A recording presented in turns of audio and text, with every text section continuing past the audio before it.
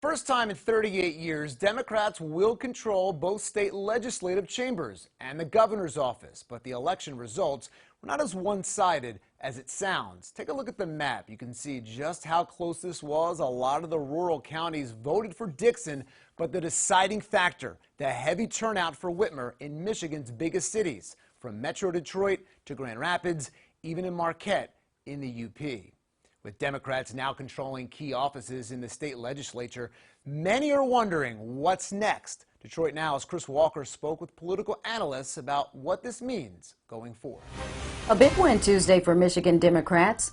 We are thrilled at the unexpected high turnout. We are thrilled that the 3 ballot initiatives got passed. Democratic incumbent Governor Gretchen Whitmer won her bid, beating Republican challenger Tudor Dixon. They're not getting 70% of the vote, so it's not like a landslide, so to speak, but it's a really solid victory. And clearly, many voters came out and were supporting the candidates based on their issues. The Michigan House, controlled by Republicans since 1984, is now under Democratic leadership. University of Michigan political science professor Walter Mebane says Michigan Republicans lost traction largely in response to Proposal 3, a constitutional right for reproductive freedom. The measure passed by a wide margin. And so Republicans need to turn back to normal political competition, which is what political parties usually do.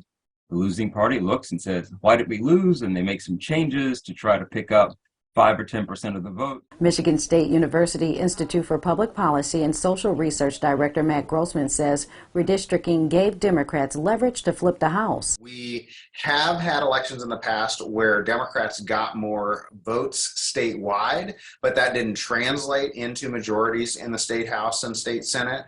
But with the new maps drawn by the Redistricting Commission, the winner of the statewide vote tends to be also the winner of the most districts statewide. They did lose additional ground in rural areas, so we are still seeing that urban-rural polarization in Michigan, but overall, as the line of demarcation sort of extends outward from our metropolitan areas, it was better for Democrats. Michigan Secretary of State Jocelyn Bisson says the 2022 midterm was the largest in the state's history, totaling over 4.3 million ballots cast. In Detroit, I'm Chris Walker.